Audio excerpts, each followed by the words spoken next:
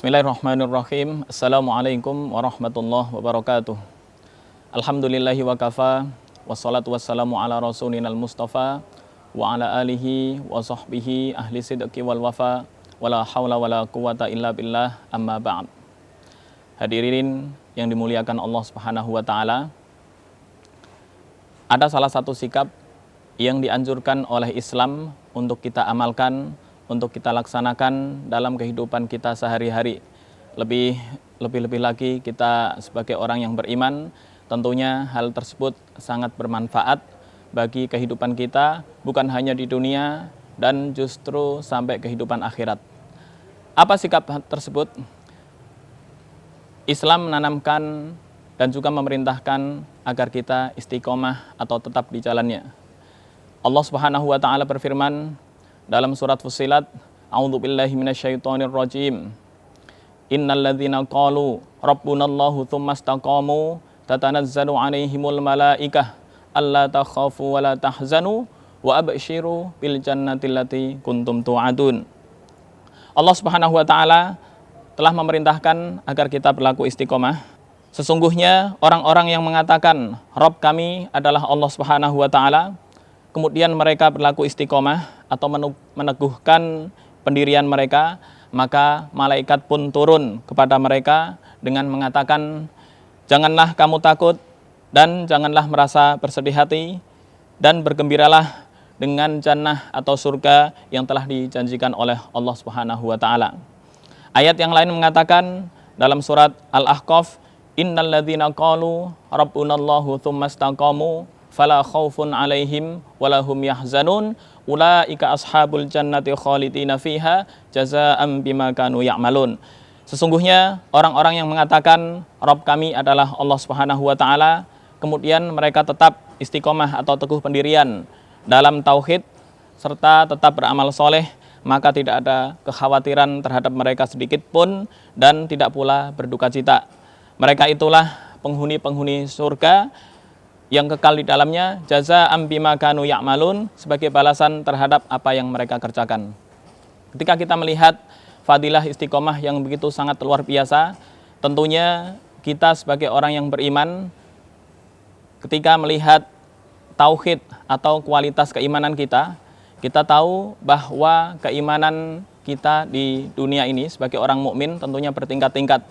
Ada orang atau makhluk yang imannya itu stanta atau konstan, dari awal sampai akhir sama, nggak pernah naik, nggak pernah turun.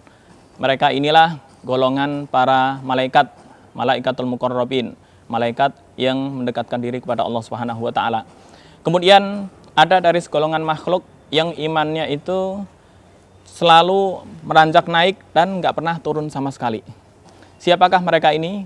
Mereka ini adalah para anbiya dan para rasul utusan Allah Subhanahu wa taala. Kemudian di antara para makhluk ada yang imannya itu labil, kadang turun, kadang naik, tergantung dari amalan yang dia lakukan. Itulah keimanan kita sebagai orang biasa, orang mukallaf yang diberikan tugas oleh Allah Subhanahu wa taala dan tidak bisa terlepas dari salah dan dosa. Sebuah kisah menyebutkan pernah terjadi kasus ketika seorang dokter di Riyadh, yaitu Dr. Khalid, ketika mengecek atau memberikan tafhis, pengecekan kepada semua pasien-pasiennya, ada salah seorang pasien yang diobati dan dokter ini tahu bahwa pasien tersebut terkenal istiqomah. Apa itu istiqomah yang dilakukan? Yaitu al-mudawamah alat toharoh, atau langgeng dalam kondisi tetap menjaga wudhu. Kemudian dalam kondisi yang sakaratul maut, sang pasien ini kemudian diberikan seorang perawat khusus. Tiba-tiba sang pasien ini menarik tangan si perawat, kemudian membisikkan kata-kata lewat kupingnya, lewat kuping dengan jarak dekat, dengan berkata pelan, dan kemudian dengan izin Allah Subhanahu wa taala tiba-tiba langsung meninggal. Nah, akhirnya sang perawat ini menangis. Kemudian dokter penasaran, padahal si perawat ini sudah merawat beribu-ribu pasien, bahkan jutaan mungkin yang berobat di rumah sakit itu, kemudian menginap. Kenapa engkau kok bersedih hati atau berduka cita atas meninggalnya orang tersebut? Padahal engkau sudah merawat jutaan pasien atau ribuan yang menghadapi sakaratul maut. Kemudian apa yang dikatakan oleh sang perawat ini? Memang benar, saya telah merawat beribu-ribu, bahkan dalam jumlah yang banyak pasien di rumah sakit ini, tapi beda dengan pasien yang lain. Pasien ini membisikkan kepada saya sebelum dia meninggal. Apa yang dibisikkan kata-katanya? Wahai Dokter Khalid, katakan kepada Dokter Khalid ini, nggak usah capek-capek, nggak usah jerih payah untuk merawat saya, karena saya sudah ditakdir meninggal oleh Allah Subhanahu wa Ta'ala, dan saya sudah dijemput oleh bidadari dan juga pahala di surga yang sangat berlipat ganda. Subhanallah.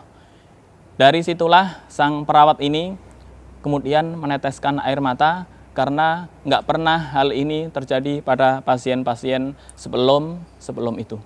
Nah, dari sini bisa kita ambil ibrah, ambil pelajaran bahwa salah satu sifat istiqomah mempunyai pahala yang sangat berlipat ganda, yaitu seperti yang tadi dijanjikan dalam ayat. Allah Subhanahu wa Ta'ala menjanjikan para malaikat akan mengawalnya ketika berada di surga nanti. Tatanazzalu alaihimul malaikah, akan diturunkan malaikat dari langit menuju orang tersebut.